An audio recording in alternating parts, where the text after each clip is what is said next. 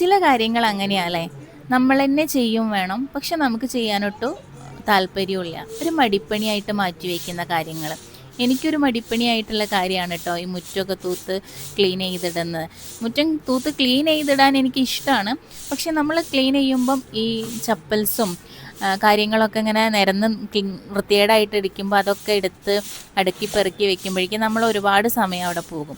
പിള്ളേരോട് ഇതൊക്കെ കൃത്യമായിട്ട് എടുത്ത് വെക്കണം എന്ന് പറഞ്ഞാൽ അവർ ഫസ്റ്റ് ഡേ ഒക്കെ ചെയ്യും, പിന്നീട് അങ്ങോട്ട് അവരും അവിടെയും ഇവിടെയും വലിച്ചു വാരിയിടും. കുറേ നാളായി ഞാൻ ചെരുപ്പൊക്കെ ഒന്ന് സെറ്റ് ചെയ്ത് വെക്കാൻ ഒരു ഷൂ റാക്ക് തിരഞ്ഞ് നടക്കുന്നു. അങ്ങനെയാണ് ഓൺലൈനിൽ ഞാൻ ഷൂഡൻ്റെ ഈ ഷൂ റാക്ക് കാണുന്നത് കേട്ടോ. അപ്പോൾ തന്നെ എനിക്കും ആഗ്രഹം ഉണ്ടായിരുന്നു അതൊന്ന് നമുക്ക് സെറ്റ് ചെയ്തെടുത്താൽ എങ്ങനെ അടിപൊളിയാവും എന്നുള്ളത്.